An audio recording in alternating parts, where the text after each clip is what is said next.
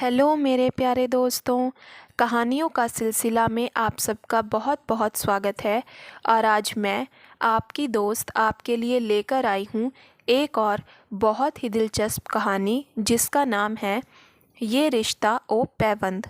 तो चलिए कहानी शुरू करते हैं। उर्दू की क्लास जारी थी। पहली कतार में 5 दमयंती रूप लड़कियां और बाकी कुर्सियों पर 26 जगत रंग लड़के बैठे थे। प्रोफेसर समदानी ने दीवाने गालिब में बाएं हाथ की अंगुश्ते शहादत निशानी के तौर पर फंसाई और गरजदार आवाज़ में बोला, मिस सरताज, सुबुक सर के क्या मानी है। जब से सरताज ने बीएससी में दाखिला लिया था, प्रोफेसर समदानी का हर सवाल सुदर्शन चक्र की तरह घूम फिरकर सरताज तक ही आ लौटता था।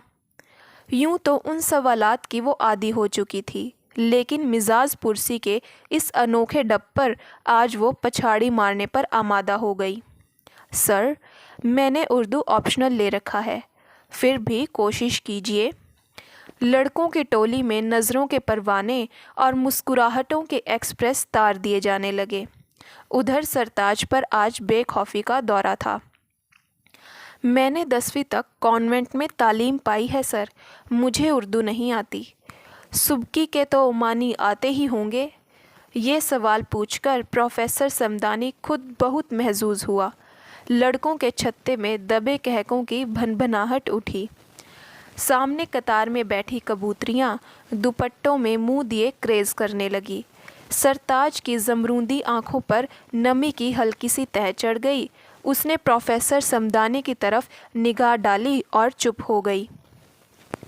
शमातत सरताज पर चंद लम्हा खुश होकर प्रोफेसर आगे निकल गया और शुमार सुबह मरगूब मुश्किल पसंद की तशरीह करने में पहलवानों की सी मशक्क़त दिखाने लगा। लेकिन सज्जाद की नज़रें उस बुत मुश्किल पसंद पर जमी हुई थी जो नाखूनों से क्यूटेक्स छीलने में मशगूल था। वो आज भी हस्बे मामूल सरताज के पीछे बैठा था। यूं जानबूझकर हर रोज़ सरताज की पिछली सीट पर बैठने को गो किसी और ने मायूब ना समझा, लेकिन वो खुद मुजरिम फरारी की तरह हर लहजा अपने आप को गैर महफूज समझता रहता। शेर के साथ जापानी कुश्ती के दाव दिखाकर प्रोफेसर समदानी को पसीना सा आ गया, लेकिन शेर ऐसा सख्त जान था कि फिर खम ठोके मुंह खोले तिश्ना लब सामने खड़ा था। प्रोफेसर समदानी ने एक बार फिर सरताज को तख्ता मश्क बनाकर कहा, देखिए मिस सरताज, आप उर्दू की तरफ ज़्यादा तवज्जो दिया करें। ये लाख आपकी ऑप्शनल ज़बान सही, लेकिन बिलाखिर आपकी कौमी ज़बान भी है। तरवीज उर्दू पर यह फ़क्रिया जुमला मक्ता का बंद साबित हुआ और उसी वक्त घंटी बज गई। प्रोफेसर समदानी ने मेज़ से किताबें उठाई, रुमाल से हाथों को झाड़ा और क्लास से यूं निकला जैसे सिकंदर आज़म पा बेजंजीर पोरस से मिलने जा रहा हो। हाकिम में ज़िला के जाते ही सारी क्लास हाजिरात का जलसा बन गई। सिर्फ सज्जाद अपनी सीट पर गुमसुम बैठा था। उसकी अगली कुर्सी पर सर झुकाए सरताज कॉपी पर हम्प्टी डम्प्टी की तस्वीर बनाने में मशगूल थी। सज्जाद पर सरताज की आमद का अजब असर हुआ। जिस कॉलेज में 3 साल वो नटों की तरह तार पर सीधा चलता आया था, उसी कॉलेज में अब उसे हर जगह अपने वारंट गिरफ्तारी फैले नज़र आते थे। उधर सरताज की वजूद सारी क्लास में ऐसा था जैसे ईशा की नमाज में वित्र। क्लास में मिली जुली भी और सबसे अलग थलग भी। बाकी गधे रंगी लड़कियों में उसकी रंगत कच्चे नारियल की तरह दूधिया नज़र आती।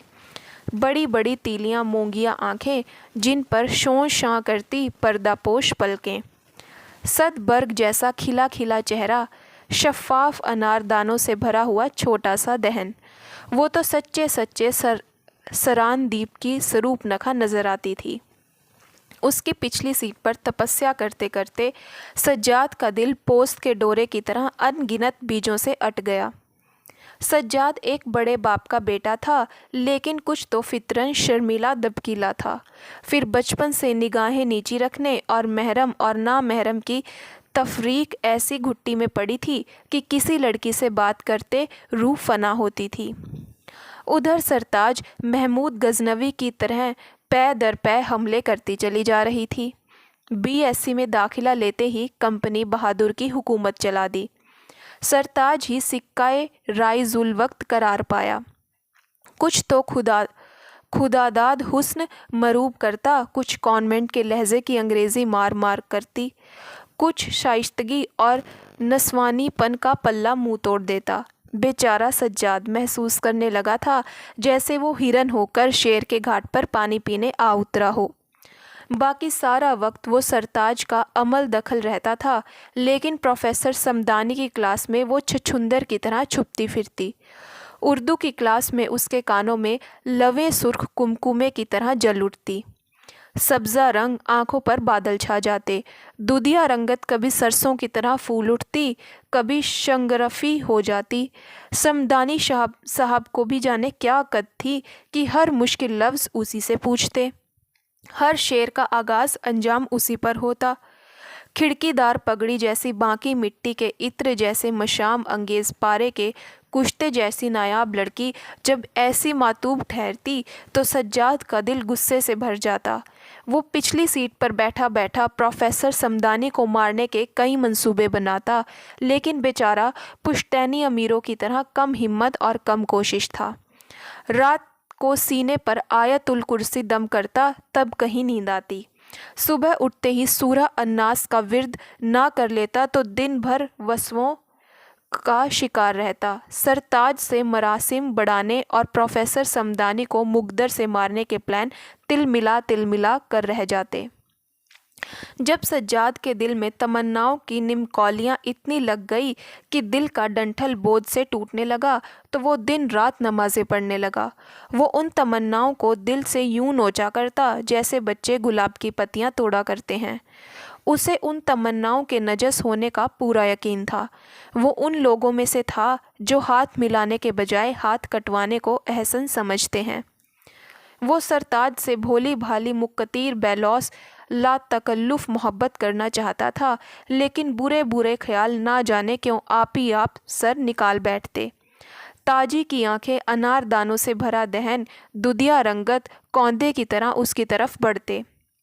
وہ مقناطیسی کشش کے تحت ان کی طرف بڑھتا اور کوڑ کا مرض جان کر پیچھے ہٹتا۔ اس کشمکش میں اس کا دل بجھ جاتا، منہ کا مزہ راکھی کی طرح بے کیف ہو جاتا اور جسم میں درد ہونے لگتا۔ نہ پڑھائی میں دل لگتا، نہ سیر سپاٹے پر دل مائل ہوتا۔ وہی دوست جو ابھی پچھلے سال تک اس کی زندگی کو تل شکری بنائے ہوئے تھے، اب کو دن بے حس ہنسوڑ اور چگد سے نظر آتے۔ دوستوں کی منڈلیاں، کافی ہاؤس کے پھیرے، کالج کی محفلیں ختم ہو گئی تو سرتاج سے متعلق سوچ اور بھی نارسا ہو گئی۔ بلاو کی اس ڈیری کا قصہ چکاتے چکاتے اب وہ بالکل بوم خصلت ہو گیا تھا۔ نہ تو گھر والوں کے ساتھ کھانا کھاتا، نہ امی ابا کے ساتھ کسی تقریب میں شمولیت کرتا۔ اب تو کالج سے انجمن ساز نگاہیں اس کے ساتھ لوٹتی۔ وہ سر جھٹکتا، لاہول پڑتا، اپنے کمرے میں چلا جاتا، لیکن تیلیاں مونگیاں نگاہیں آلتی پالتی مار اس کے پلنگ پر آ بیٹھتی۔ وہ لاکھ جی کو سمجھاتا کہ سرتاج اندرائن کا پھل ہے، فقط دیکھنے کی چیز، لیکن نصیحتوں کا اندوختہ خالی ہو جاتا اور دل کی پکھ ختم نہ ہوتی۔ ایک دن اسی الجھن سے چھٹکارا حاصل کرنے کے لیے اس نے ایک خوبصورت نیلا پیڈ نکالا، اس کو تھوڑی سی خوشبو لگائی اور پھر اس کاغذ کو پھاڑ کر پرزے کر دیا۔ وہ سرتاج سے عشق کا اظہار تھوڑی کر رہا تھا، اس کی محبت تو بے لوث اچھوتی اور جراثیموں سے بالکل پاک تھی۔ خوشبو لگانے والے حص کو ٹاپے تلے بند کر کے اس نے پھر کاغذ قلم نکالا۔ کئی کاغذ پھاڑ چکنے کے بعد جو تحریر قلم زد ہوئی وہ کچھ ایسی تھی: سرتاج، میرا خط پا کر تمہیں حیرت ہوگی، شاید تم خفا بھی ہو جاؤ، لیکن خدا را مجھے ناراض نہ ہونا۔ میں کالج کے عام لڑکوں کی طرح تم سے چھچھوری محبت نہیں کرتا۔ میری محبت کنچن چنگا کی چوٹیوں سے مشابہ ہے، عرفہ، اچھوتی اور پاک۔ جب سے میں نے تمہیں دیکھا ہے، خدا جانتا ہے برسوں کی ایک کمی پوری ہو گئی۔ خدا نے مجھے کوئی بہن نہیں دی، ایک بھائی ہے سو وہ بھی ملٹری مین ہے۔ سال بھر بعد جب آتا ہے تو فاصلے عبور نہیں کیے جا سکتے جو اس کی عدم موجودگی پیدا کرتی ہے۔ سرتاج، کیا تم میری بہن بننا گوارا کرو گی؟ بولو سرتاج، کیا تم مجھے اپنا بھائی بناؤ گی؟ آہ سرتاج، کہو کیا میں اتنا خوش نصیب ہو سکتا ہوں کہ ہم دونوں بہن بھائی بن سکیں؟ مجھے مایوس نہ کرنا، تمہارا بھائی سجاد۔ خط لکھ کر وہ مطمئن ہو گیا، جیسے سینے کا ایکس رے صاف نکل آئے۔ اب گندے خیالات کا دھواں آپ ہی آپ دودکش سے نکلنے لگا اور صاف بے داغ آگ سینے میں دہک اٹھی۔ یہ خط اس نے دوسرے دن کیمسٹری کے پریکٹیکل کے بعد کاپی میں چھپا کر رکھ دیا۔ وہ اکیلی برآمدے میں چلی جا رہی تھی جب سجاد اس کے برابر پہنچ گیا۔ وہ نخل تابوت کی طرح خوبصورت لیکن بے جان ہو رہا تھا۔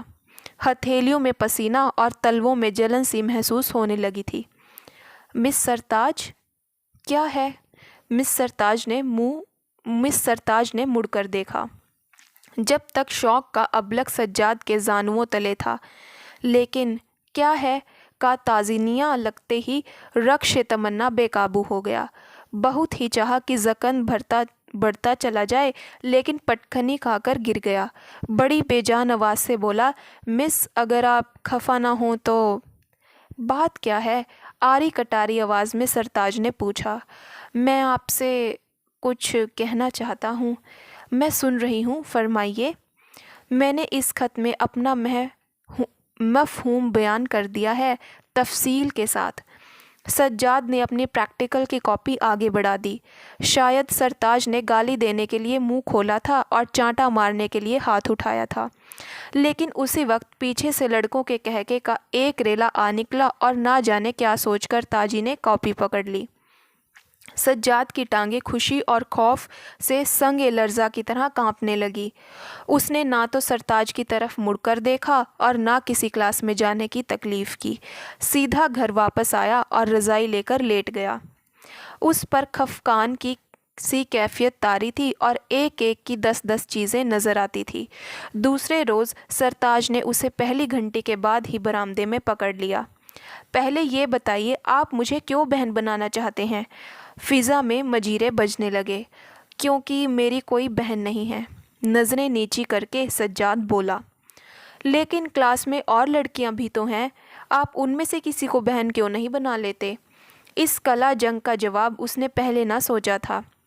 منا کر بولا، جی اس لیے کہ ان کو دیکھ کر میرے دل میں وہ جذبات نہیں ابھرتے جو مجھے دیکھ کر ابھرتے ہیں۔ وہ جملہ ختم کرنے میں بڑی تیز تھی۔ جی سوچ لیجئے، بہن بنانا آسان ہے، یہ رشتہ نبھانا مشکل ہے۔ آپ مجھے ہمیشہ ثابت قدم پائیں گی۔ وہ خشک ہونٹوں پر زبان پھیر کر بولا۔ بھائی بہن بننے کی جزیات جب ختم ہو گئی تو سرتاج مسکرا کر بولی، عجیب بات ہے، خدا نے آپ کو بہن نہیں دی اور مجھ کو بھائی عطا نہیں کیا۔ ہم دونوں کی کمی پوری ہو گئی۔ آج تک تو جس کسی نے بات کی اس کے دل میں کھوٹ رکھ کر ہی کلام کیا۔ بعد موافق پا کر سجاد کا دل باد بانوں کی طرح کھل اٹھا۔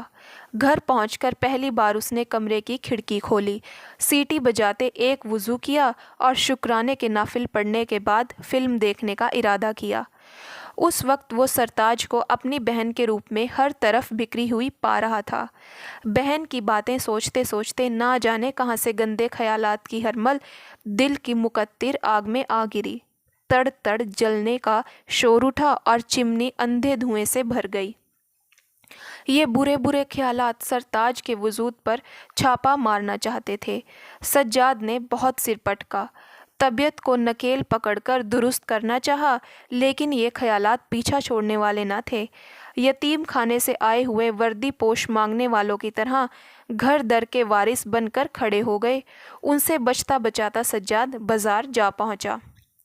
جب وہ رات گئے گھر لوٹا تو اس کے پاس سرتاج کے لیے 22 جویلز کی چھوٹی سی نازک گھڑی تھی۔ کالج چھوٹنے کے بعد وہ سرتاج کے پیچھے پیچھے ہو لیا۔ بہن کے تعاقب میں اس کے پیروں کو لغزش محسوس نہ ہو رہی تھی۔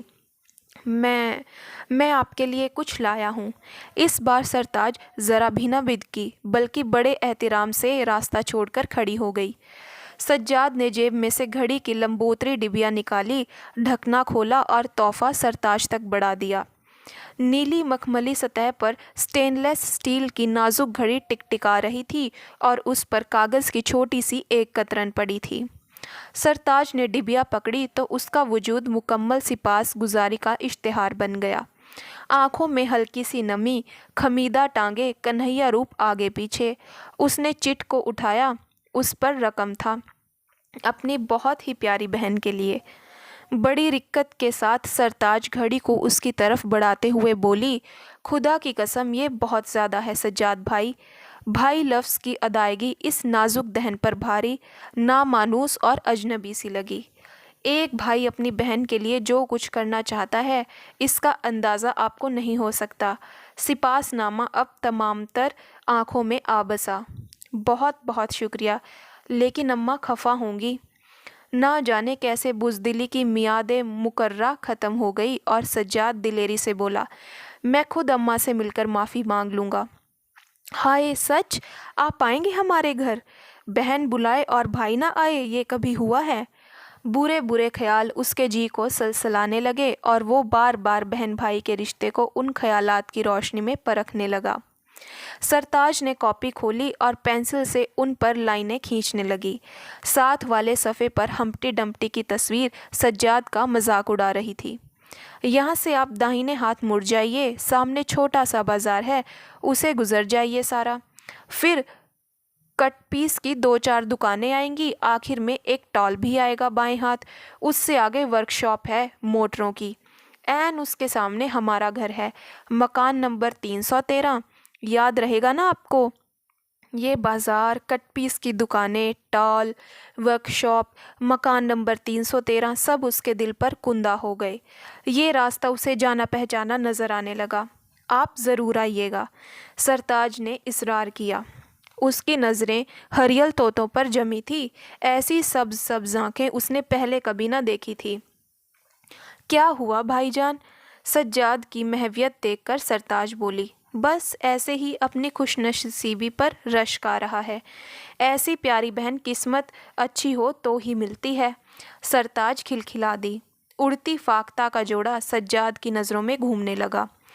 इस वाक़ये के बाद सरताज के घर जाने की राह तो बन गई, लेकिन सज्जाद हाथी का पाठा था। आंकुश मारे बगैर एक कदम फील खाने से बाहर ना निकाल सकता था। रात रात भर हाथों दिल बढ़ाता, सुबह उठता तो सारे इरादों की हवाइयाँ छोटी होती। सरताज पर मुंह बोले भाई बनाने का अलग असर हुआ। दरअसल वो अजली औरत की तरह बड़ी निडर और इरादे की पक्की थी। कहाँ तो गधे रंगी लड़कियों में बैठी हम्प्टी डम्प्टी बनाती रहती, और अब उसने पहली कतार छोड़कर दूसरी कतार में सज्जाद के पास बैठना शुरू कर दिया। बाकी लड़के इस नई तब्दीली पर जिज़बिज़ तो बहुत हुए, लेकिन हो हा करने के सिवाय कुछ हाथ न आया, क्योंकि जिस धौंस से सरताज ने सज्जाद को अपना बिलोंगड़ा बना लिया था, उसके सामने किसी की पेश न जाती थी। सरताज की कुर्बत ने सज्जाद पर अजीब असर कर रखा था। इवनिंग इन पेरिस सामग्री और कार्नेशन के फूलों की मिली जुली खुशबू हर लम्हे पास वाली कुर्सियों से पारसियों की आग बनकर दहकती रहती। ये मखलूत खुशबू बड़ी सान चढ़ती थी। बार बार इस खुशबू का सांप उसे अपने जहन से उतारना पड़ता। लाखों बार जी को समझाना पड़ता कि बहन का रिश्ता पाकीज़ा और पुरअज़मत है। ऐसे रिश्तों का खुशबुओं से कोई ताल्लुक़ नहीं हुआ करता। बाकी सारे दुर्योधन तो द्रौपदी को खोकर खामोश हो बैठे, लेकिन इदरीस की मुश्किलात और पोजीशन मुख्तलिफ थी। उसकी हैसियत मीर कारवां जैसी थी। सरताज को किसी दूसरे के हाथ का बाज बना देखा तो उसके अपने हाथों के तोते उड़ गए। पहले तो 2-4 मरतबा खे उड़ाई, फिर तमस्खुर से सज्जाद को गांसना चाहा, लेकिन लड़ाई की नौबत ना आई, क्योंकि सज्जाद तो पहले ही 4 कदम हट जाने वाला शख्स था। सालाना मुबाहिसे वाले दिन की बात है। सज्जाद सफ़ेद नेकर और आस्तीनों वाली बनियान पहने गैलरी में आ रहा था कि इर्दीस खोंच लगाकर गुजरा। सज्जाद एकदम रुक गया और गहरी नज़रों से इर्दीस को देखकर बोला, रास्ता तो देखकर चला कर। ये जुमला इल्तिज़ामन अंगेखत करने के लिए ना कहा गया था। ये बात और है कि इर्दीस को ऐसे मौके की तलाश थी। एक जस्त में इर्दीस ने सज्जाद को धोबी पटरे का शिकार किया और उसके सीने पर चढ़ बैठा। बात क्या है? सज्जाद के नखरे से मरी हुई आवाज़ आई। सरताज का ख्याल छोड़ दो। सरताज? कौन सी सरताज? उस वक्त वाकई उसके दिमाग से हर नौयत की सरताज निकल चुकी थी। बनो मत, बस ख्याल छोड़ दो, वरना मैं जान से मार दूंगा। वो तो मेरी बहन है। सोहनी ने कच्चे घड़े पर हाथ मारा। जन्नाटेदार मुक्का जबड़े पर आ जमा और मुंह में लहू की नमकीनी उतर आई। बहन बहन का डोंग नहीं चलेगा, बस कल से ख्याल छोड़ दो उसका। इदरीस की बदकिस्मती से उसी वक्त सरताज उधर आ निकली। पहले तो अदबदाकर सज्जाद के सीने से उठ खड़ा हुआ और उस पर तुर्रा ये कि भाग जाने के बजाय वहीं टुकुर टुकुर सरताज को देखने लगा। इदरीस के उठते ही सज्जाद नाक खुजलाता, फ्लैट बूथ झाड़ता, कुछ कुछ सोया जागता पैरों पर हो गया। लहू की पतली सी धार उसके होठों पर रिसने लगी थी। सरताज ने लम्हा भर में सारे मामले का पड़ता लगाया और भरे हाथ का वो तमाचा इदरीस के मुंह पर रसीद किया कि सारी गैलरी इस भदाके से गूंज उठी। कुछ लड़कियां लड़के किताबें उठाए चले आ रहे थे। इस फिल्मी मंजर को देखते ही वो ज़ाफ़रान नज़ार बन गए। इदरीस इस उरूज़े माकूस से कुछ इस तरह जंच हुआ कि गैलरी से भागा तो फिर कॉलेज से माइग्रेट करके ही दम लिया। उस दिन के बाद से वो ऐसा वहमी हो गया था कि जिस लड़की के नाम से शुरू होता उसे किसी किस्म का इलाका ही न रखता। कुछ तो इदरीस दबा खाकर सज्जाद का हौसला बढ़ा गया, कुछ सरताज का रवैया खुर्दों का सा था। हर काम में वो सज्जाद से मशवरा लेती, हर मामले में उसकी राय मालूम करती। इस रवैये ने सज्जाद में एक दर्जा खुद एतिमादी पैदा कर दी थी। अगर इदरीस का वाक़या पेश न आता तो शायद सज्जाद चंद महीने और मकान नंबर 313 तक ना पहुंच सकता। लेकिन जब से इदरीस का साखा जाता रहा था, सरताज ने खुले बंदों सज्जाद भाई कहना शुरू कर दिया। सरताज का घर पुराने घरों की तरह बंद बंद था। घर लाने की तकरीब कोई ना थी। वो घर से यहाँ आने का अज़्म भी ना करके आया था, लेकिन ना जाने वो कौन सी कुव्वत थी जो उस रोज़ उसे सरताज के साथ ले आई। लकड़ी के बड़े फाटक पर वो दोनों रुक गए। सरताज ने पाँव से हील वाली जूती उतारी और उसकी एड़ी को बड़ी तरहदारी से फाटक पर बजाया। सारा दिन हील वाली जूतियों में इंसान थक जाता है ना भाईजान? गो भाईजान को सारा दिन हील वाली जूतियों में गुजरने का इत्तेफाक ना हुआ था, लेकिन उसने बड़ी फर्राख दिली से गैर मशरूत तौर पर बात मान ली। बात क्या है भाईजान? सज्जाद की नज़रें उस वक्त सरताज के नंगे पैरों पर थी। एक जूतियां उतार देने से उसमें किस कदर घरेलूपन, कैसी नसाइयत और किस कदर सुपुर्दगी बढ़ गई थी। जी मैं उसने अपने आप में फिर नफरी भेजी। हाँ, बताइए ना, क्या बात है? सज्जाद ने सर झटक कर गंदे ख्यालात को जहन से निकाला और खलंडरेपन से सरताज के सर पर चपत मार कर कहा, और जो तुझ पगली को सब कुछ बता दूं तो हमारे पास क्या बाकी रहेगा? सरताज हौले हौले हंसने लगी। जिस वक्त सज्जाद ने उंगलियां अपनी जेब में डाली, उनमें सरताज के सर का लम्स अंगारों की तरह दहक रहा था। वो नंगे पैर खड़ी लड़की के पांव पड़ने ही वाला था कि मकान का बड़ा दरवाज़ा खुल गया। कौन है? भूबल जैसे बालों वाली औरत बोली। हम हैं अमियाँ, कब के दरवाजे बजा रहे हैं, आप खोलती ही नहीं हैं। अच्छा, ताजी है, मैं समझी वो बिजली काटने वाले आए हैं फिर। इस एक जुमले ने सज्जाद पर इस घर का सारा बैंक बैलेंस अया कर दिया। वो दोनों आगे पीछे बड़ी खामोशी से घर में दाखिल हुए। घर से बाहर खिली दोपहर थी। बंद आंगन में घुसते ही शाम में गरीबां छा गई। आंगन क्या था, छती गली की तरह बंद चारों तरफ दीवारों से घिरी थोड़ी सी खाली जगह थी। एक जानिब हैंडपंप, पास ही ईंधन और उपलों का ढेर, एक पुराने कमोड का ढांचा और 2-4 ऐसे गमले पड़े थे जिनमें मुरझाए चंबेली के पौधे थे। उन तमाम चीज़ों से हटकर कोने में एक लोहे का बोसीदा सा पलंग पड़ा था, जिस पर कुछ बोरियां, चंद पुराने खोखे और 2-4 खांचे पड़े थे। इस आंगन में रुककर ताजी ने कनखियों से सज्जाद की तरफ देखा और फिर उसे अंदर ले गई। ये कमरा, बैठक, खाना कमरा, सिलाई घर और इस्त्री खाना सब कुछ था। माजी की इमारत और हाल की गुर्बत बिछड़ी बहनों की तरह गले मिल रही थी। छत पर पुराने ज़माने का इंग्लिश 2 पंखिया सीलिंग फैन था, जिसकी हवा फर्श पर बिछे हुए बोसीदा कालीन पर पड़ती थी। सोफ़ों के स्प्रिंग अच्छे थे, लेकिन पोशिश पिटे हुए फैशन की याद दिलाती थी। दीवारों पर पुराने कैलेंडर, चुगताई की तस्वीरें और गुजराती गुलदान लटक रहे थे। ताजी उसे अमिया के पास छोड़कर चली गई। ये हुस्न फ़रंग किसी ज़माने में ताजी से भी ज़्यादा कहरमा होगा, लेकिन अब इस मिस्त्री मम्मी से खौफ आता था। ताजी के वालिद 5 साल हुए फौत हो गए, तब हम लोग ईरान में थे। बड़ा अफसोस हुआ सुनकर, मिस्री मम्मी बोली। वहाँ की ज़िंदगी और थी, वहाँ के लोग कुछ और तरह के थे। वहाँ तकल्लुफ़ और दावत का रंग आम जिंदगी पर गालिब था। खैले मुश्त करम बंदा परवरी अस्त ममनून दारम, वह ऐसी बातें थी। अजराह ताल्लुक़ नहीं, अजराह ज़ाहिरदारी नहीं बेटा, ये वहाँ का मिजाज है। उनके बाद हमारी अपने रिश्तेदारों से नहीं बनी। मिस्र मम्मी पुरानी यादों में खो गई। तुम्हारी बहुत बातें करती है ताजी। मैंने कहा, बेटे भाई को घर लाओ तो हम भी देखें। सज्जाद के दिल में खरासी चलने लगी। उसका जी चाहा कि ऊंचे ऊंचे कहे, अमिया मेरे दिल में निपट खोट है, लेकिन खैर। मेरी ताजी जब ईरान में थी तो फर फारसी बोलती थी। अब रोज़ कहती है कि उर्दू पढ़ने में भी दिक्कत पेश आ रही है। दरअसल उसकी वजह यही है कि इसकी तालीम यहाँ की नहीं है। जो कुछ पढ़ा है सो कॉन्वेंट में, बुनियाद कमज़ोर रह गई है। उस वक्त ताजी आ गई। उसने कॉलेज का चुस्त और खूबसूरत लिबास उतार दिया था और अब मैले खोरे लिबास में फाख्ता सी बेरंग नज़र आ रही थी। लेकिन उसका वजूद ही कुछ ऐसा था कि सज्जाद के खियाबा में रंग का सैलाब आ जाता। शिकंजियन पी लीजिए। सज्जाद ने नमकीनी माइल कम मीठा नींबू पानी डगडगाकर पी लिया।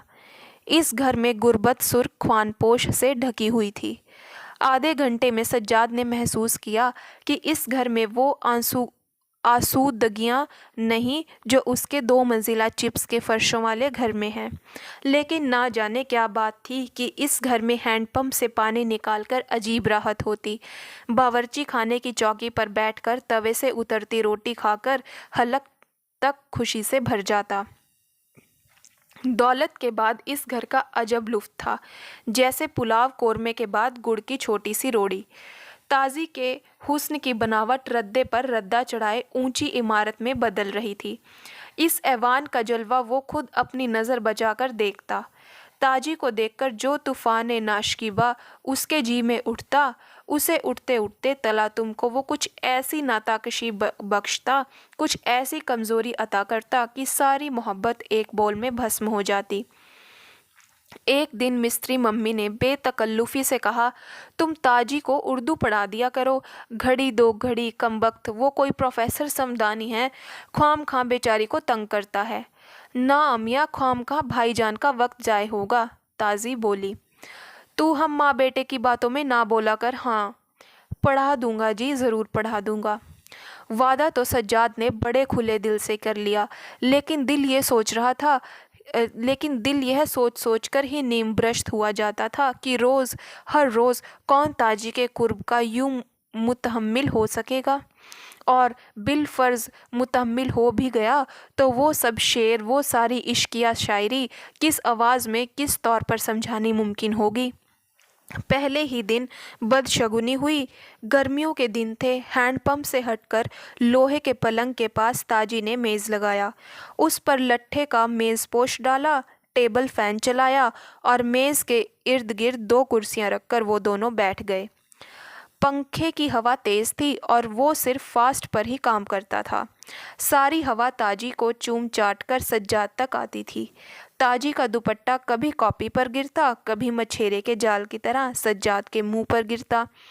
पहले तो ताजी ने उसे कानों के इर्द गिर्द अड़सा, फिर उसे सर पर इकट्ठा किया। जब यूं भी काबू में न आया तो उसने उसे लोहे वाले पलंग पर फेंक दिया। सज्जाद की नज़रें एक बार उठी और फिर तत्थो थम्मो करके उसने उन्हें कॉपी पर चस्पा कर दिया। कमबख्त को ज़रा तमीज़ नहीं, बार बार भाईजान को तंग करता है। वो दुपट्टे के बारे में बोली। कौन कौन से शेर आज समझ नहीं आए कॉलेज में? उसने सवाल में से कपकपी को मिन्हा करते हुए कहा। ये शेर पता नहीं चलता भाईजान। ताजी अटक अटक कर शेर पढ़ने लगी। तकल्लुफ़ बरतरफ नज्जारी में भी यही सही, लेकिन वो देखा जाए कब ये जुल्म देखा जाए है मुझसे। सज्जाद ने ताजी की तरफ देखा। दुपट्टा दूर हवा के हल्के हल्के झोंकों में झकोर रहा था। ताजी के खुले गिरेबान में पहम हवा की कमचियाँ पड़ रही थी। कंधे, सीना, गर्दन हवा के दबाव से इतालवी बुतों की तरह सेहतमंद और जानदार लग रहे थे। सज्जाद ने एकदम नज़रें झुका ली और बोला, ताज बहन, शेर की दरअसल एक फ़िज़ा होती है जिसे इंसान को एहसास टटोल लेता है।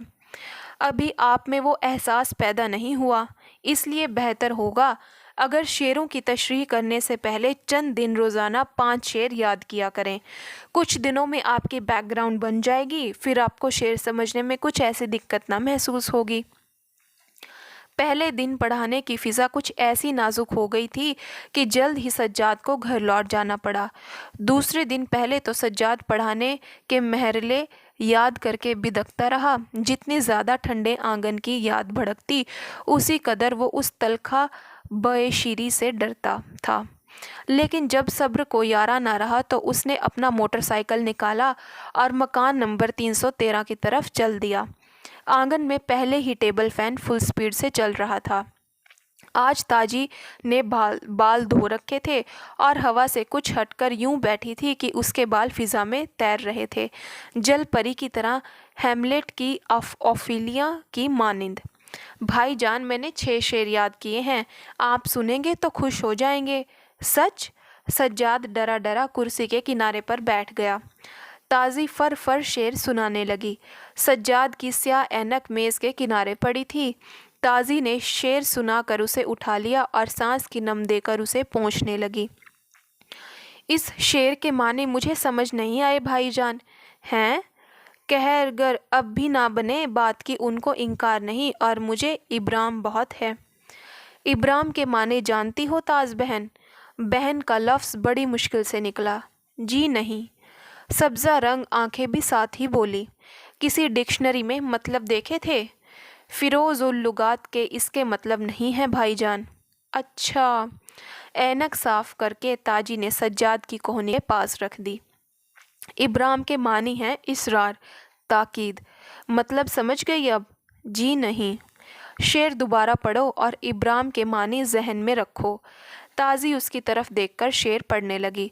फिर ना जाने क्या हुआ कि झट उसकी निगाहें झुक गई और चेहरे पर कौंदे की तरह सुर्खी लपक गई। सज्जाद ने अपनी हिफाजत की खातिर जल्दी से ऐनक को पकड़ लिया और प्रोफेसर समदानी के लहजे में बोलने लगा, चलिए ये शेर तो साफ़ हो गया, अब मैं तुम्हें चंद शेरों पर निशान लगा देता हूँ, ये हिफ्ज़ कर लेना। वो पेंसिल लेकर दीवाने गालिब में तसव्वुफ़ के शेर ढूंढने लगा। मुसद्दस हाली पड़ा है? जी नहीं। कोई नावल वगैरह? जी नहीं। कमाल है, कोई नावल नहीं पढ़ा आपने? सच सच बता दूं भाईजान? ताज़ी ने हरियल तोतों के पर फड़फड़ाकर पूछा। हाँ हाँ बता दो, मुझसे क्या शर्म। कामा सूत्रा पड़ी है जी। सज्जाद के पैरों तले ज़मीन निकल गई। मैं अंग्रेज़ी की किताबों का जिक्र नहीं कर रहा, उर्दू की किताबों का पूछता हूँ। जी नहीं, बुझा सा जवाब आया। अच्छा, आपने पढ़ी है? अब उसने लहजे में दुरुस्ती भरकर जवाब दिया। नहीं। और लेडी चर्टलीज लवर? फ़िज़ा निहायत नामसाइद हो चली थी। नहीं। और ट्रॉपिक ऑफ कैंसर? नहीं। देखिए भाईजान, हमारी नन्स ऐसी किताबें पढ़ाने नहीं देती थी, हम उन्हें छुपा कर पढ़ते थे। जिन किताबों को छुपाकर पढ़ने की नौबत आए उन्हें पढ़ना नहीं चाहिए। ताज़ी के कान की लवें भक भक जलने लगी। देखिए, कोई और होता तो मैं ये बात ना कर सकती थी, लेकिन इन किताबों में बुराई क्या है आखिर? पैंतरा बदल कर सज्जाद बोला, पढ़कर बता दूंगा। शेरों की खालिस रूमानी फिज़ा और जीन्स की पुराशोभ वादी में से जब वो नलवा बच निकला तो उसके दिल में बड़ी खुद एतमादी पैदा हुई, लेकिन इस खुद एतमादी के बावजूद जिस्म बुखार की सी कैफियत में मुब्तला था। दिल को कई झामे से रगड़ रहा था। बार बार जी में आई कि लौट जाए और ताजी से कहे, बहुत दिल बेकाबू को समझाता हूँ लेकिन ये दड़ंगे मारने के बाज नहीं आता। फिर सोचता, ताजी ने तो पहले ही दिन कह दिया था कि बहन कहना आसान है और इस रिश्ते को निभाना मुश्किल है। मुमकिन है जिस पहाड़ पर चढ़कर वो इमारत तामीर कर रहा था उस पहाड़ के गिरते ही सारी इमारत ढह जाती। इसी उधेड़ बुन में अपने कमरे की जानिब जा रहा था कि एक वर्दीपोश ने चीते की सी जस्त भरी और उसे बूटे के चकल की तरह साबितो सालिम उठा लिया। अरे फवाद भाई, तुम कब आए? अभी आया हूँ, कोई घंटा भर हुआ। तुम कहाँ गायब रहते हो? अम्मी बहुत शिकायत कर रही थी तुम्हारी अदम मौजूदगी की। मेजर ने भरपूर धप्पा उसके कंधों पर मारकर कहा। यहीं तो रहता हूँ सारा सारा दिन।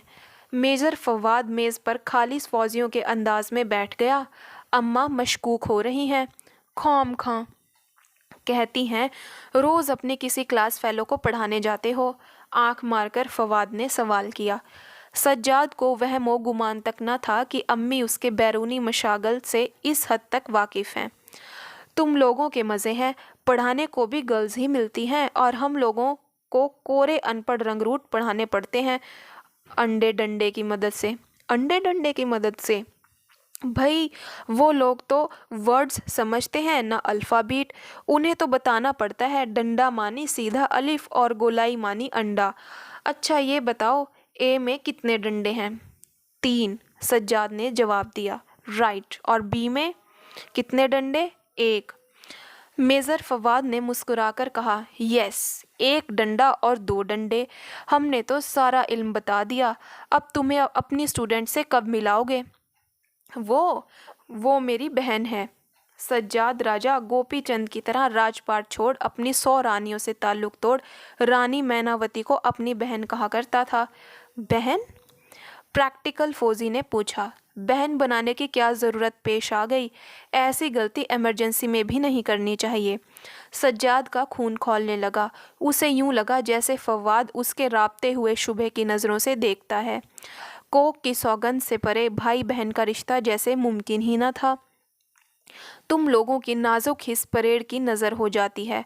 तुम लोग मशीनी ज़िंदगी बसर करते हो, दरिंदगी को मेराजे ज़िंदगी और घटिया जज्बात को हासिल हयात समझते हो। तुम क्या जानो कि मुंह बोले बहन भाई कैसे होते हैं? अरे रे रे, आई एम सॉरी, मैं क्या जानता था कि इस मामले में तुम इस कदर टफ हो। वो मुंह लटकाकर बैठ गया, गोया हाफ मास्ट झंडा देख लिया हो। एकदम सज्जाद को अपनी बेवकूफ़ी पर गुस्सा आ गया। बेचारा बड़ा भाई होकर कैसे दबता था। कितनी छुट्टी है तुम्हारी? कुल 3 दिन, आज का दिन मिलाकर। कहीं सैर वगैरह को ले चलूं? चलो, तुम्हें ताज़ी से मिला लाएंगे। तुम खुद देखोगी कि पाकीज़ा लड़कियां कैसी होती हैं। ये जुमला उसने मुदावे के तौर पर कहा था, लेकिन फवाद के दिल में ताजी को देखने की बड़ी शदीद तमन्ना जाग उठी। उस तमन्ना में से चकमाक की सी चिंगारियां जल बुझ उठी और वो ये तजिया ना कर पाया कि वो ताजी को क्यों देखना चाहता है।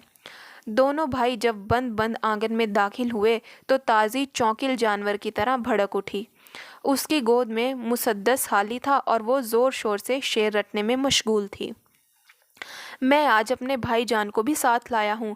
मुझसे 6 साल बड़े हैं, लेकिन हम में से बहुत बेतकल्लुफ़ी है। मेजर फवाद, सरताज साहिबा। फवाद ने एड़ियाँ जोड़ टकाटक मिलिट्री सैल्यूट जड़ दिया। ताजी ज़ेरे लब मुस्कुराई, मेज़ पर मुसद्दस हाली रखा और आहिस्ता से बोली, आप बैठिए, मैं अमिया को बुलाती हूँ। अमिया के साथ एक बार फिर हल्की चाश्त वाली नमकीनी माइल शिकंजियन आ गई। आप मिलिट्री में हैं? जी। कैप्टन? जी मेजर हूँ, मेजर फवाद। मिस्र मम्मी के चेहरे पर बहुत दिनों बाद रंग उभरा। जब ताजी के अब्बा जिंदा थे तो हम लोग ईरान में रहते थे। वहाँ के लोग में बड़ी मोहब्बत, बड़ी यगानगत का जज्बा है। इनकी सारी तो ऐसी کہ گھر آئے مہمان کا 10 مرتبہ شکریہ ادا کرتے تھے۔ خیل مشتکرم ممنون ام کھانا شما است۔ ادھر آ کر تو ہم اجنبی سے محسوس ہوا کرتے ہیں، کسی سے میل ملاقات ہی نہیں۔ سجاد میاں، یہ تم نے اچھا کیا اپنے بھائی جان کو ساتھ لے آئے۔ امیاں بڑے دنوں بعد بے تکان بولے چلی جا رہی تھی۔ فواد کے ہاتھوں میں نیمبو پانی تھا اور وہ نظریں جھکائے بیٹھا تھا۔ جب بھی اس کی نظریں اٹھتی تاجی تک ضرور پہنچتی۔ ایک ایک نظر سجاد کے دل میں بھالے کی طرح چبھ رہی تھی۔ رفتہ رفتہ فواد ان کی باتوں میں شامل ہو گیا۔ میس کی زندگی، جوانوں کے لطیفے، پریڈ کی باتیں، چھاونی کے شب و روز اس گھر میں اتر آئے۔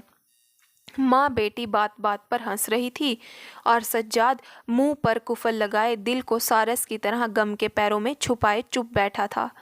واپسی پر ابھی وہ ٹیکسی تک پہنچے تھے کہ فواد چہک اٹھا، جناب ہم تو قائل ہو گئے آپ کی پسند کے۔ سجاد اس عقوبت کے لیے تیار نہ تھا، سر سے پیر تک لرز گیا۔ میں گھر پہنچتے ہی کہوں گا امی ہمارے لیے تو سجاد نے مصر کا چاند تلاش کر لیا ہے۔ حضرت یوسف کو مصر کا چاند کہتے تھے نا؟ مجھے اچھی طرح سے یاد نہیں۔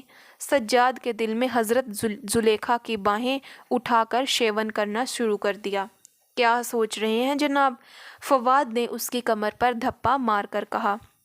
نہیں نہیں بھائی، میری تو وہ بہن ہے۔ اس جملے نے سجاد کی خوشیوں کو چینی سے ڈھانک دیا۔ امی نے سرتاج کے متعلق بہت مین میک نکالی، لیکن فواد فوجی آدمی تھا۔ امی کے ہر حملے کے لیے اس نے بس ایک ہی خندق کھود رکھی تھی۔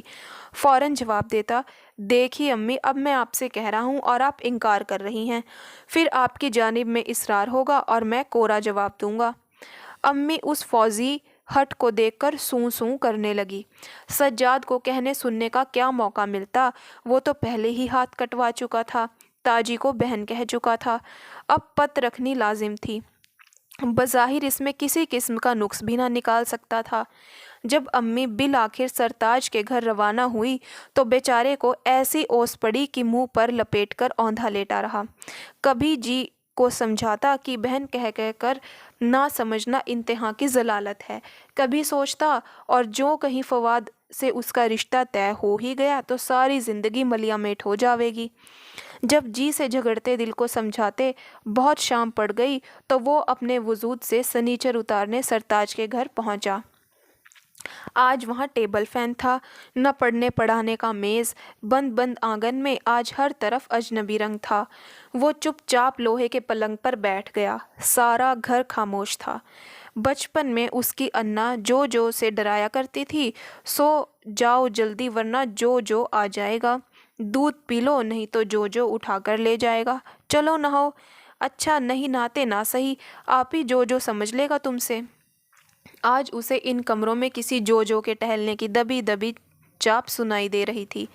کئی بار اس نے اٹھنے کی نیت کی، کئی بار اٹھ کر بیٹھا، نہ تاجی کو آواز دینے کی ہمت باقی تھی، نہ اس سے ملے بغیر چلے جانے کا حوصلہ باقی رہا تھا۔ کئی بار سورہ الناس پڑھی، کئی مرتبہ آنکھیں بند کر کے جی کو سمجھایا، لیکن جی پر ایک طغیانی کیفیت طاری تھی۔ بالآخر اس نے اٹھ کر ہینڈ پمپ چلایا اور منہ پر چھینٹے مارنے میں مشغول ہو گیا۔ پیچھے سے آواز آئی، لائیے میں آپ کا نلکا چلا دوں۔ اس نے پیچھے مڑ کر دیکھا، تم ہو تاجی؟ جی۔ آنکھوں کے طوطے روئے ہوئے تھے، سارے چہرے پر آنسوں کی چھاپ تھی۔ اس سیاہ کو سباق کی روشنی میں اس نے آہستہ سے کہا، تاج؟ اس ایک لفظ میں مہینوں کا بحران مقید تھا۔ جی بھائی جان۔ آج پڑھو گی نہیں؟ اب کیا پڑھنا ہے جی؟ وہ لب کاٹ کر بولی۔ کیوں؟ تاجی کے ہریل پھر آنسوؤں سے بھیگ گئے اور اس نے منہ پرے کر کے کہا، آپ کو معلوم نہیں ہے کیا؟ ان آنسوؤں نے اس میں کسی جودھا کی آتما پھونک دی۔ آپ کی امی آئی تھی۔ جی؟ اب سجاد نے پہلی مرتبہ ڈرتے ڈرتے تاجی کے بائیں ہاتھ کی 3 انگلیاں پکڑ لی۔ پھر؟ امیاں مان گئی ہے۔ تمہارا کیا خیال ہے؟ قبولیت کا لمحہ آیا اور سر نہوڑائے ہوئے گزر گیا۔ उसी वक्त मिस्र मम्मी बालों में तौलिए से पोंछते खड़ाऊं टिकटिकाती अंदर से बरामद हो गई। सज्जाद के हाथ सीता जी की उंगलियां छूट गई। हौसले का ग्लूकोज उसकी शरियानों में पहुंचना बंद हो गया। मैं तुम्हारा किस मुंह से शुक्रिया अदा करूं सज्जाद। ऐसे लोग सिर्फ ईरान में देखे हैं, बेगानों को अपनों के सवा चाहने वाले। तुमने तो वो कुछ कर दिखाया जो सगा भाई भी ना कर पाता। तुमने कॉल को फेल कर दिखाया, ज़बान की लाज रख ली। जो रब्त मज़मून, जो अर्ज़ दाश्त, जो इल्तिजा अभी चंद लम्हे पहले उसके दिल में तश्कील पाई थी, गश खाकर जा पड़ी। मैंने तुम्हारी अम्मी से कहा कि भई धन बाग तुम्हारे की ऐसी सालिद औलाद को जन्म दिया, हमारे लिए जो सज्जाद फरिश्ता रहमत साबित हुआ। हम तो यहाँ अजनबी थे, जब ताजी के वालिद ज़िंदा थे तो ईरान में थे हम लोग। यहाँ आकर किसी से मेल मुलाकात कायम ना हो सकी।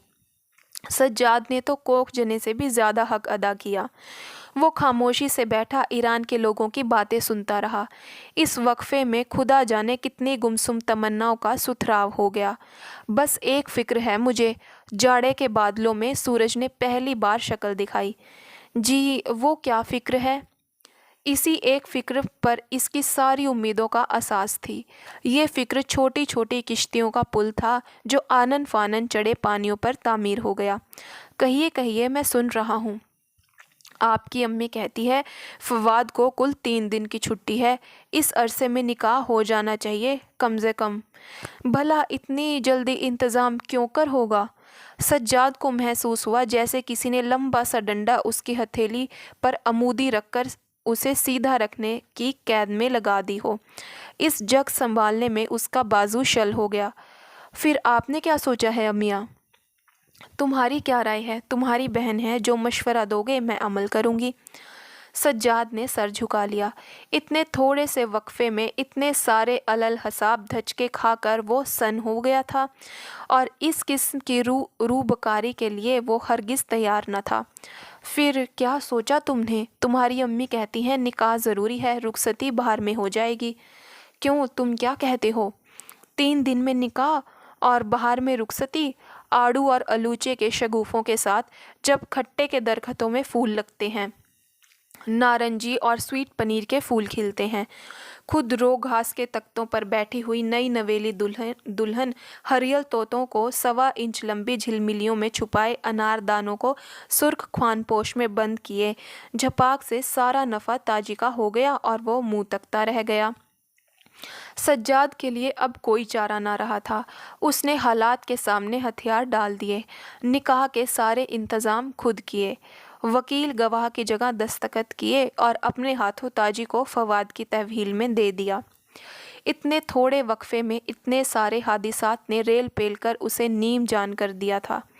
ताजी के निकाह से दूसरे दिन फवाद पिंडी चला गया, लेकिन सज्जाद में हिम्मत पैदा ना हुई कि वो मकान नंबर 313 तक जा सकता। कभी जी में आता कि तुम्बी लेकर गलियों में गाता फिरे, कभी दिल में समाती कि यसरीब का टिकट खरीदे और गुंबद खजरा के मकीन से जाकर कहे, कमली वाले दिल के चोर को कुछ तो समझा दो, जीने तो दे, दम भरकर सांस तो लेने दे, और जो कहीं इस निकाह की मनसूखी हो जाए तो उम्र भर यहीं इसी रोज़े की जाली पर बैठा रहूं।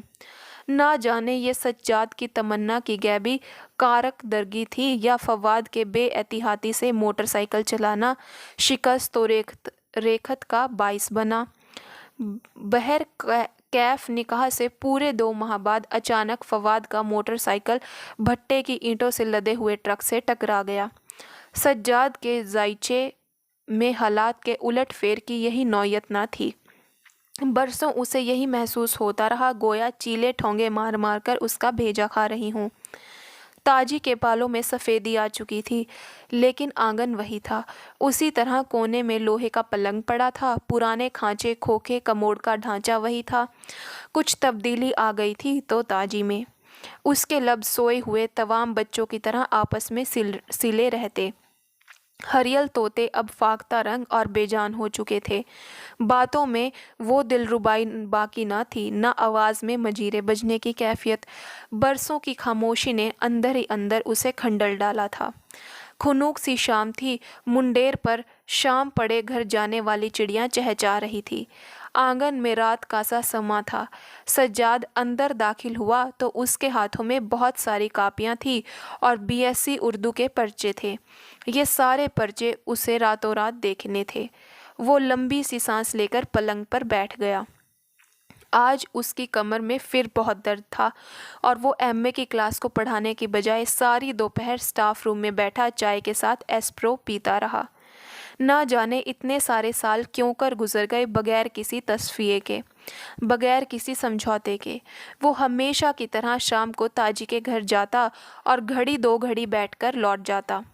वक्त से बहुत पहले उसके सारे बाल सफ़ेद हो चुके थे और नौजवानी ख़त्म होने से बहुत पहले अम्मी ने उसकी शादी पर आमादा करना छोड़ दिया था। आज उसकी कमर में सख्त दर्द था और उसे सारे पर्चे देखने थे। उसने पलंग की आहनी पुश्त से सर टिकाकर आंखें बंद कर ली। उसे इल्म न था कि सारी उम्र इसी तरह रुल जाएगी। चाय ला दूं भाईजान? रंखी सी आवाज़ आई। नहीं। सज्जाद ने नज़र उठाकर ताजी की तरफ देखा। कैसी कौड़ियाली जवानी थी। उस जवानी का रम खुर्दा अब सांप की लकीर को गौर से देखने लगा। आपकी तबीयत ठीक है आज? हाँ। मिस्री मम्मी सेवइयों का गरम गरम भाप छोड़ता कटोरा लेकर आई। उसका रूपा सर कंधे पर पारे की तरह मुसलसल हिल रहा था। सेवइयाँ खा लो बेटा। भूख नहीं है अम्मियाँ।